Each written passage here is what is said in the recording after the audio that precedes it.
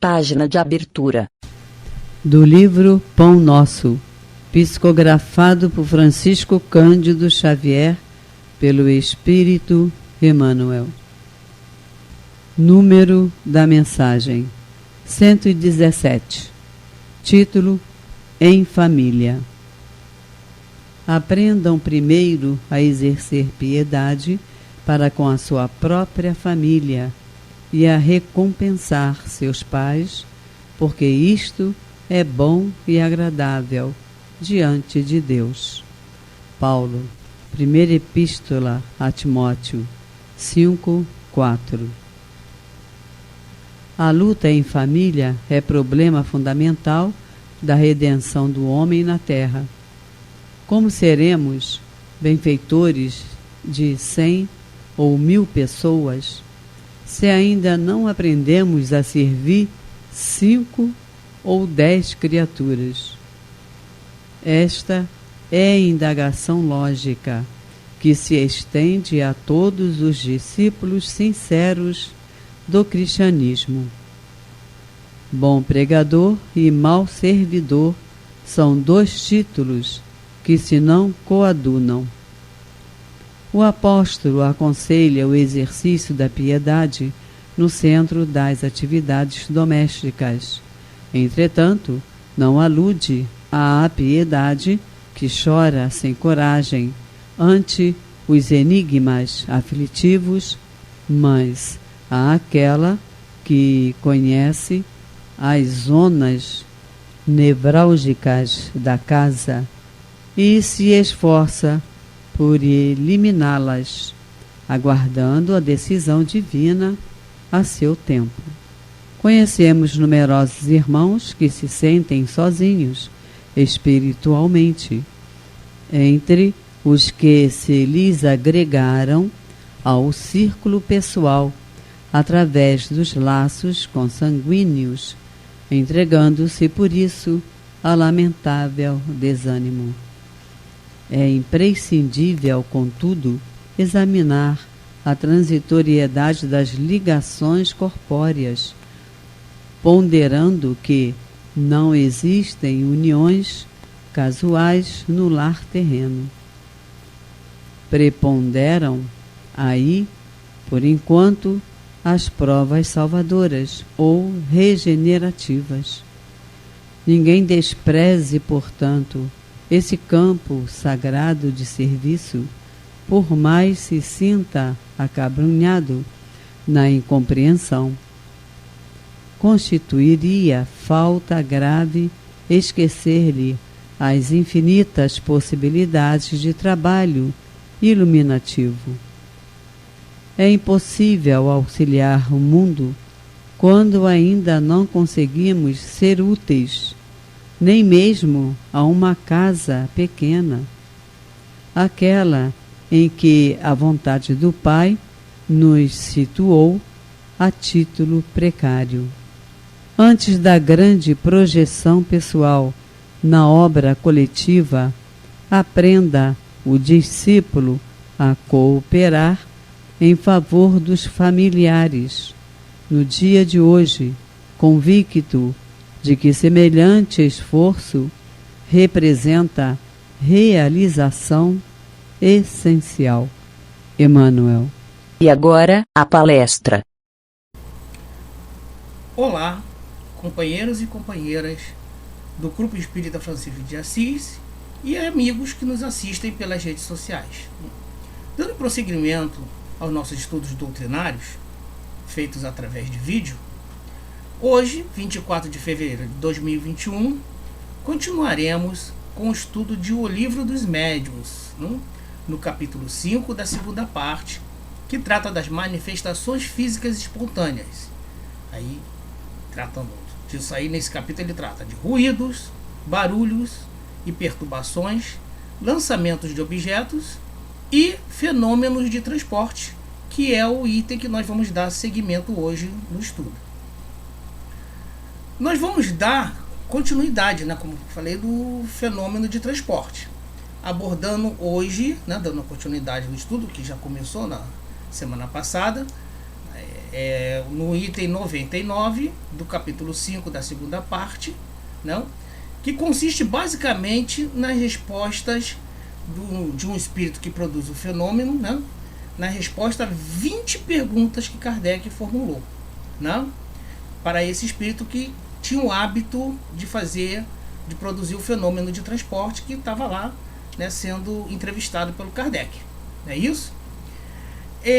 Porém, né, como o espírito às vezes, né, demonstrava assim, uma determinada insegurança, né, se ressentia de um pouco de falta de conhecimento, né, Kardec, né, como era criterioso, como uma pessoa bem assim metódica, não, ele também submeteu, né, essas respostas que esse espírito que produziu os fenômenos que estava se predispondo na entrevista com Kardec, a falar com Kardec, ele também submeteu a resposta desses espíritos, algumas respostas, não todas, né, ao nosso irmão, a um espírito chamado Erasto, né, discípulo de São Paulo, e foi autor da dissertação sobre o fenômeno de transporte, constante lá do item 98, né, uma dissertação extensa que ele explica lá detalhadamente o processo do fenômeno de transporte, né?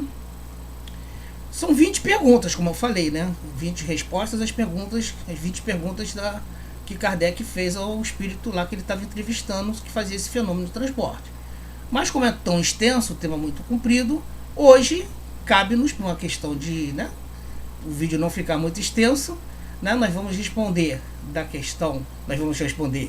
quem dera, nós vamos analisar da questão 1 à questão 10, ou seja, da pergunta 1 à questão 10, né, as respostas que os espíritos deram, né, nesse intervalo das perguntas 1 a 10 que Kardec fez, né?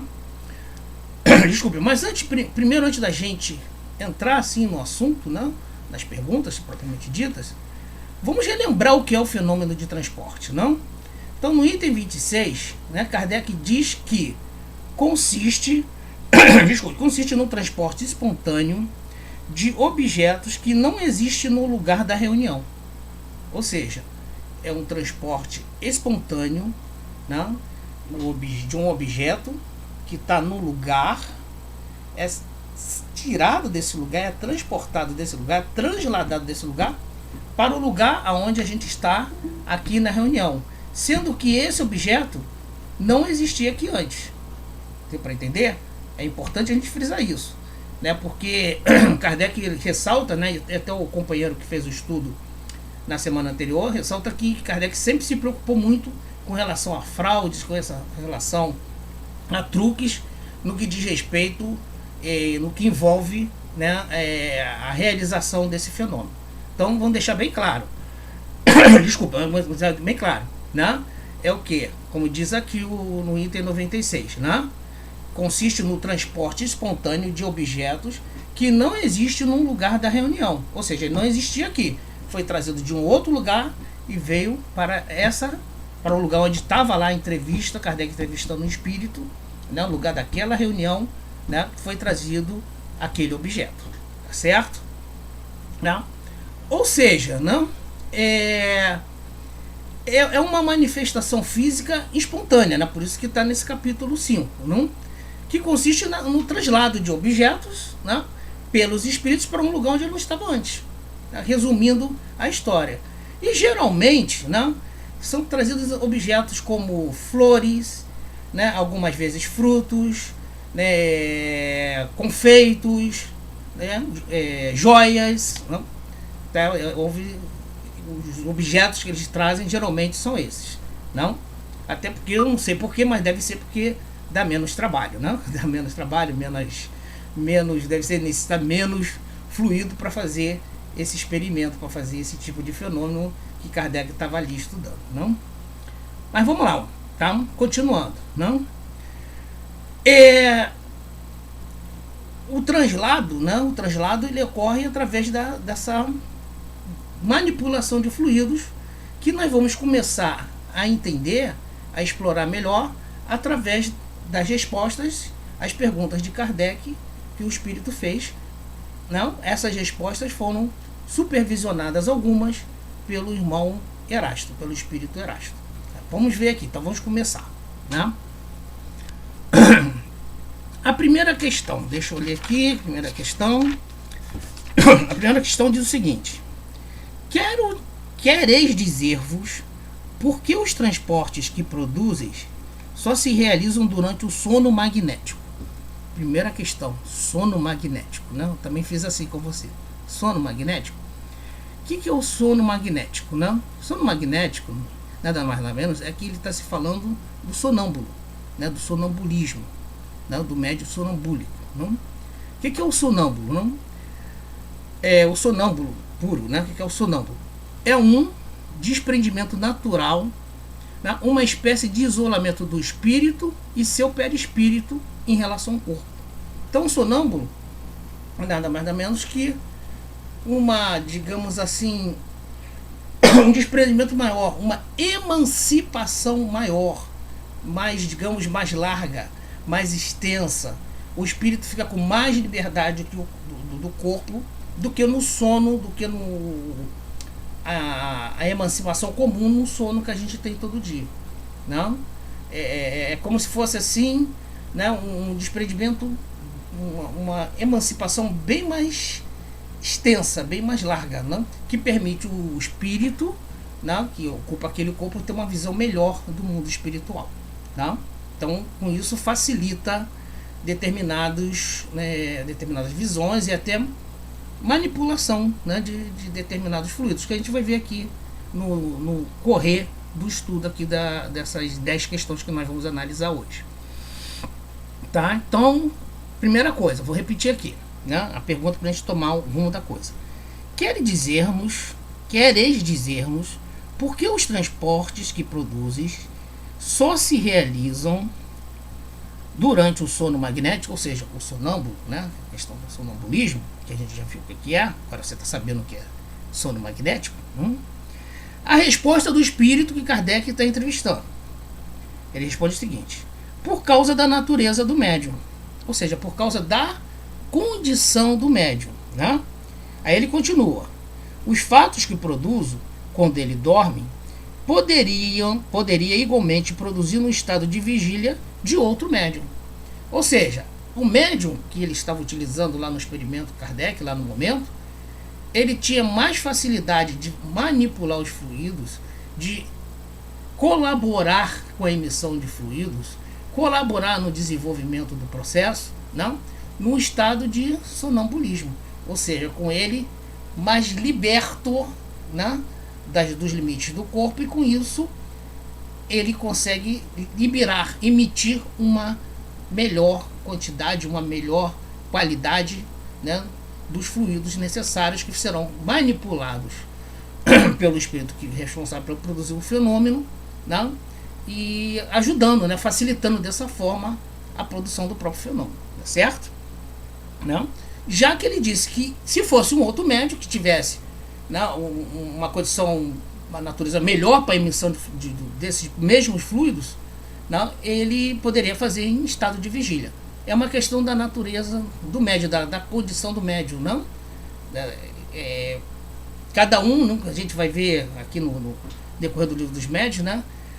Cada tipo de mediunidade, as especialidades e tal. Então tem médios que são mais, né, mais facilidades por um tipo de, uma modalidade, né, de mediunidade, e outros para outra modalidade de mediunidade, né? Isso aí vai variando. E aqui, no caso, esse médium que estava sendo utilizado lá no experimento Kardec, a natureza dele era mais fácil para ele produzir o fenômeno com o médium na condição do sono magnético ou no sonambulismo. Não?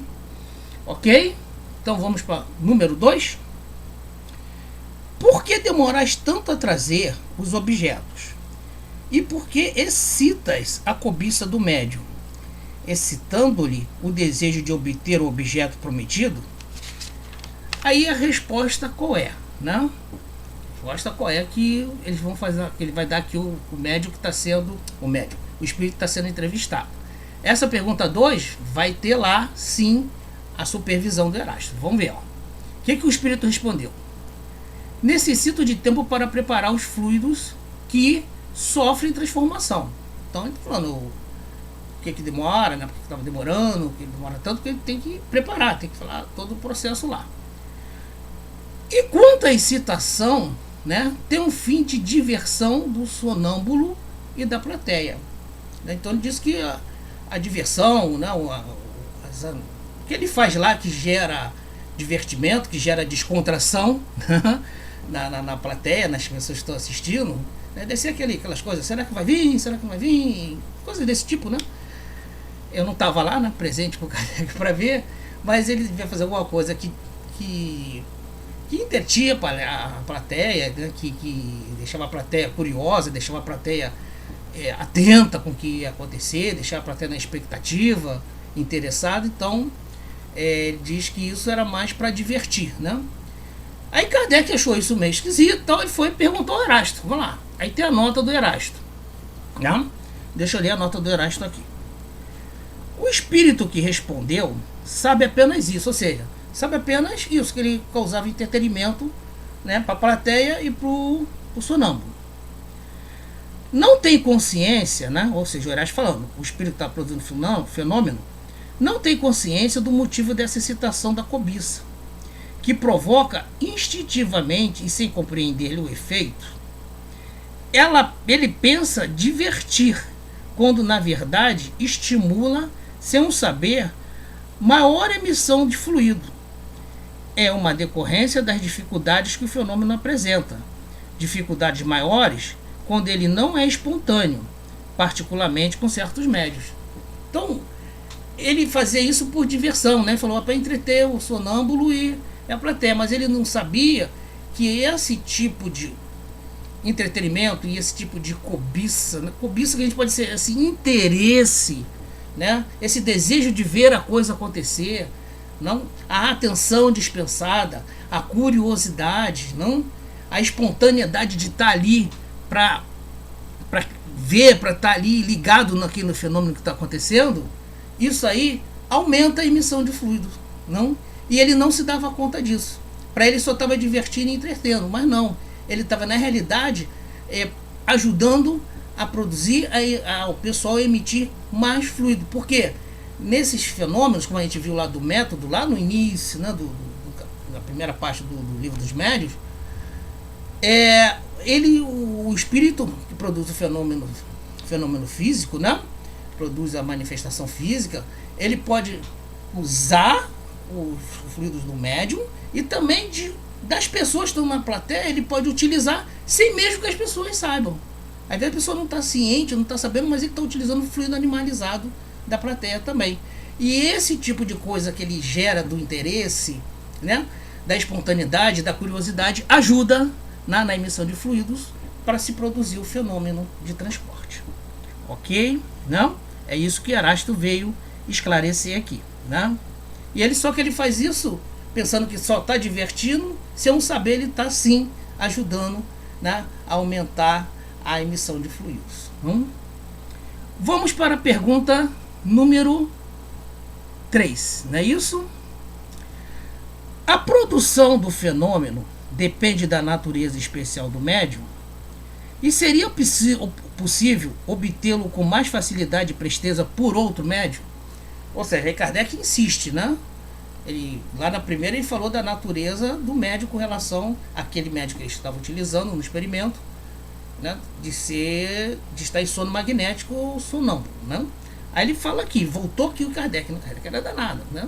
Ele falou, vamos lá, repetindo, a produção do fenômeno depende da natureza especial do médium, e seria possível obtê-lo com mais facilidade e presteza por outro médium? Aí responde o espírito que está sendo entrevistado, está produzindo os fenômenos que Kardec está estudando. A produção do fenômeno depende da natureza do médium, e só pode produzi-lo por meio de médiuns dessa natureza, né? Para a presteza, vale-nos muito o hábito adquirido no trato frequente com o mesmo médium. Então, gente, não, como a gente falou, depende da natureza do médium, ou seja, o médium, tem médios que tem aquela vocação, digamos, tem aquela, veio preparado para emitir fluidos, veio preparado para colaborar, veio preparado para não desenvolver, mas para ajudar aos espíritos, né, com a sua mediunidade, com a facilidade de emissão de fluidos para produzir efeitos físicos, não? É como na psicofonia e na psicografia. Tem irmãos que são melhores, têm mais facilidade de produzir psicografia, não? E outros mais psicofonia. Depende, não é verdade? Tem médios que têm lá facilidade de pintar e outros não. Claro que isso depende do talento de cada um. Tem várias variáveis que a gente vai estudar mais à frente, mas o que ele está falando é o seguinte: a natureza do médium, ou seja, a especificação, vamos falar assim, a vocação do médium, né, é importante, é muito importante para que o fenômeno se produza, não? E eu vou até ler aqui alguma coisa que o Erasto escreveu que eu acho interessante sobre a natureza do médium, não? Ele fala aqui, ó, a natureza do médium para produzir o fenômeno de transporte. Ele fala: é indispensável, para obter fenômenos desta ordem, dispor de médios que chamarei de sensitivos, ou seja, dotados do mais alto grau das faculdades medianímicas de expansão e penetrabilidade. O que quer dizer isso? De expansão, de expandir, de emitir fluidos, não? E penetrabilidade, de permitir, né, que ele seja sensibilizado, não? Ou seja, que o espírito que está fazendo o fenômeno consiga sensibilizar, né, bem, né, que consiga ter esse acesso bem fácil para manipular os fluidos, que esse médium permite, ou seja, que esse médium dá condições. Tá? Faz parte da natureza, faz parte da vocação desse médium para que isso seja possível. Tá certo? Ok? Aí ele continua. Continua Erasto, né? Porque o sistema nervoso desses médios, facilmente excitável por meio de certas vibrações, projeta profusamente ao seu redor o fluido animalizado. Então, o que eu acabei de falar ali, por ser mais, né, sensível o sistema nervoso, por esse médium ser mais sensível, ter mais possibilidade de emitir o fluido, tá, eles têm a natureza melhor, né, tem uma condição melhor de auxiliar, de colaborar na produção do fenômeno de transporte que a gente está estudando. Não? Então, a natureza do médium é importante.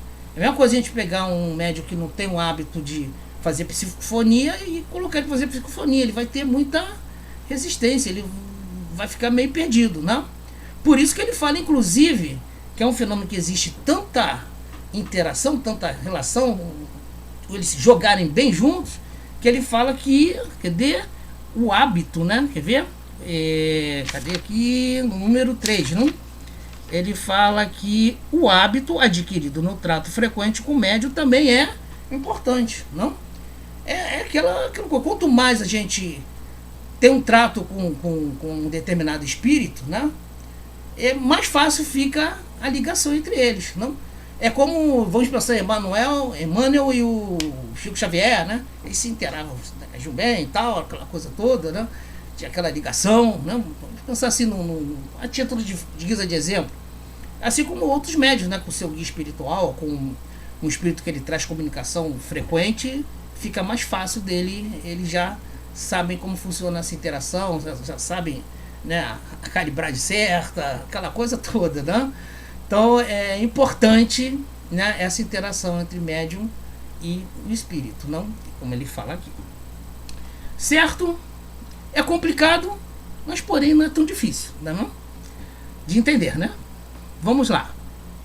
A número 5, né? Número 5, não? Que agora que a gente vai falar não, a gente está na 3, né? Número 4. A influência das pessoas presentes pode embaraçá-lo de alguma maneira? Ou seja, a influência da plateia, a influência das pessoas que estão assistindo, pode influenciar o espírito na produção do fenômeno? O espírito está sendo entrevistado? Aí ele responde: quando há incredulidade da parte delas, pode criar-nos sérias dificuldades. Preferimos realizar nossas experiências com pessoas crentes e versadas no espiritismo, mas não quero dizer com isso que a má vontade nos pudesse paralisar por completo. É claro, quando a gente está num ambiente Tem pessoas crédulas, tem pessoas interessadas, tem pessoas que estão vendo o fenômeno com interesse, com o intuito de estudar, com o intuito de aprofundar o conhecimento, com o intuito, né, de entender melhor aquilo, né, estão ali espontaneamente envolvidas com o processo. É claro que facilita, não? Tudo facilita, a mentalização, o pensamento facilita. Não é isso? É a mesma coisa você entrar numa sala de passe, tomar um passe na terapia fluídica, né? Você está ali e está pensando em outra coisa, não? Então o fluido não vai atuar da mesma forma. Você precisa estar numa sintonia, a gente tem que estar em sintonia, né, com todo o trabalho, sintonia com o bem, né, para que o fluido que o médium está emitindo para você, né, a espiritualidade trabalhe e realmente atenda os objetivos que você foi buscar lá. Não? Tá certo? A mesma coisa aqui. Não? Mas ele fala, isso atrapalha, mas não paralisa, ou seja, não inviabiliza. Deve dar mais dificuldade de se fazer, talvez a coisa leve mais tempo, tenha mais dificuldade, mas ele diz que não inviabiliza, não dá para paralisar por completo. Ok? Então, essa foi a pergunta número 4. É isso? Vamos à pergunta número 5 que Kardec fez. Onde pegaste as flores e os bombons que trouxestes? Aí o espírito, Kardec está entrevistado, não respondeu. As flores nos jardins, onde elas me agradam. Então ele viu as flores que agradavam ele no jardim, foi lá, pegou, né, fez o processo de transporte e trouxe para o ambiente onde estava lá sendo feito os estudos. Kardec estava lá, né? E aí o Kardec continua na 6. E os bombons? O confeiteiro deve ter percebido a sua falta. Aí o espírito que fez o processo de transporte responde: tomos onde quero. Ou seja, ele vai lá onde ele quer e pega, né, faz o transporte do bombom, né?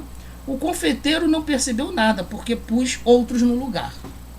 Aqui tem um detalhe que a gente vai ver mais um pouquinho à frente, que o Erasto vai esclarecer. Aí no número 7. Mas os anéis têm preço. Ou seja, o bombom ainda é uma coisa simples, né? As flores ele pegou no jardim. Não teve maiores problemas. O bombom, né, o confeiteiro fez e, pô, de repente sumiu. Ele falou, pô, sumiu os bombons que eu fiz aqui, ele vai lá e vai fazer outro. Não? Mas aí, quando é uma coisa mais séria, os anéis, né? O Kardec pergunta, mas os anéis têm preço. Onde os tomastes? Onde os tomaste? Não ficou prejudicado aquele de quem os tiraste? Aí o espírito que fez o fenômeno responde: tirei-os de lugares que ninguém conhece, e eu fiz de maneira que não prejudicaria ninguém. Não? Ou seja, ficou meio esquisito, não? Tá? Ainda bem que esse fenômeno é raro, né, gente? Já lá na época de Kardec, cara, imagina hoje, né, se ele fosse uma coisa muito ostensiva, uma coisa muito, né, fácil de se fazer, não? Ainda hoje seria complicado, né? As coisas sumirem assim, as coisas de valor. Então Kardec achou estranho, pô, não vai prejudicar ninguém, mas pô, saiu um anel, né? Saiu um anel do lugar, um objeto, um bem de uma pessoa. Aí ele vai e consulta o nota, vai consultar Erasto, e Erasto diz o seguinte: creio que o que foi explicado de maneira... Creio que o fato foi explicado de maneira incompleta, por falta de conhecimento do espírito que respondeu. Ou seja, ele está falando que o espírito que respondeu, que falou, que tirou, né? Não prejudicou ninguém, ele não falou com muita propriedade, com muito conhecimento. Por isso que eu falei que Erasto ia tocar nisso antes, não? Vamos lá. Sim, pode ter havido, no caso, um prejuízo real, mas o espírito não quis passar por haver desviado alguma coisa. Um objeto só pode ser substituído por outro idêntico, da mesma forma e do mesmo valor. Assim, se um espírito tivesse a possibilidade de substituir um objeto tirado, não haveria razão para o tirar, pois poderia dar o que serve de substituto. Então ele falou, não tem necessidade, né? Ele falou uma coisa que não está certa.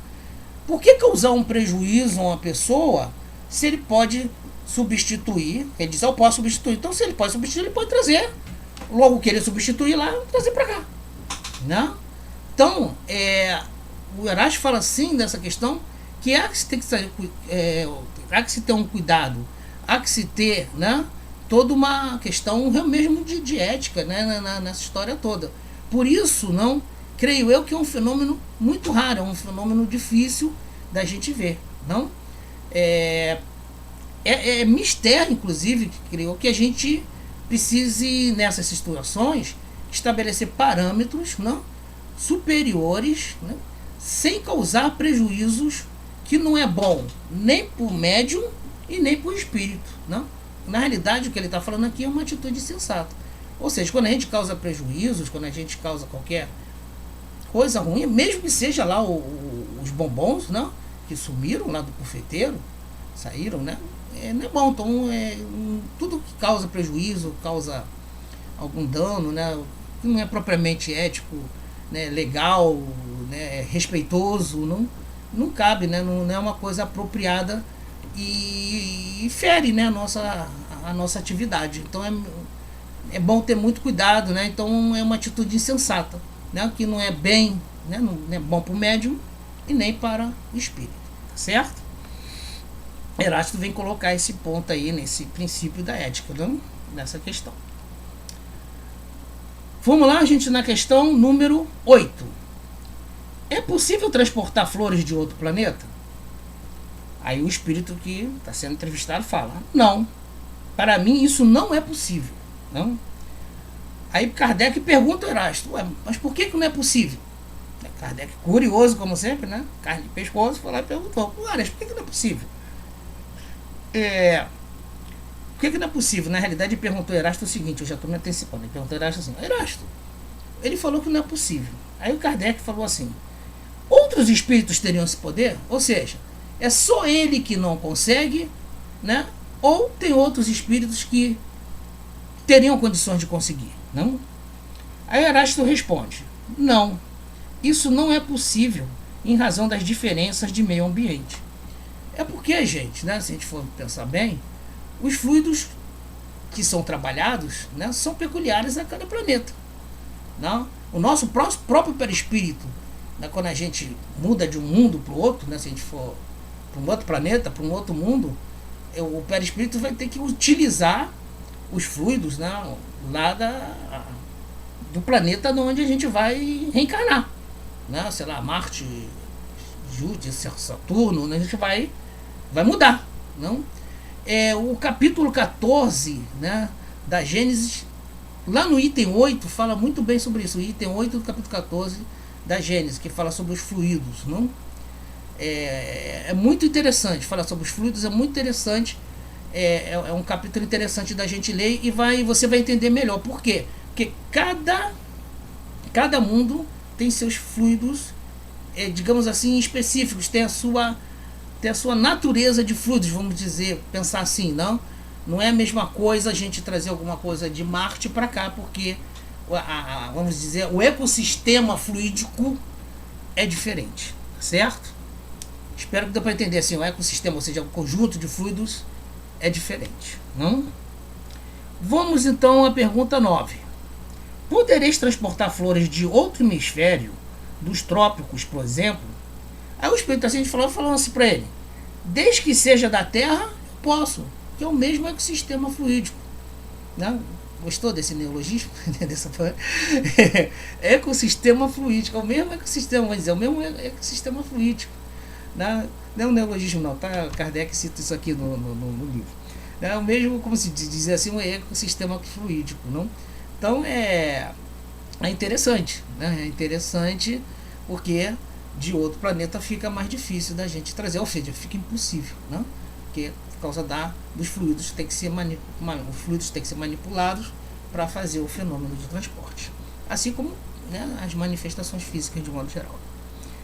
E a questão número 10 e última do nosso estudo de hoje diz o seguinte: os objetos que trouxestes, poderias fazê-los desaparecer e devolvê-los? O espírito está sendo entrevistado. Tão bem como os trouxe, posso devolvê-los se quiser. Simples assim. Ou seja, se ele trouxe de um ambiente para cá onde a gente está, o processo inverso, né? Ou seja, a recíproca também é verdadeira, segundo ele está falando.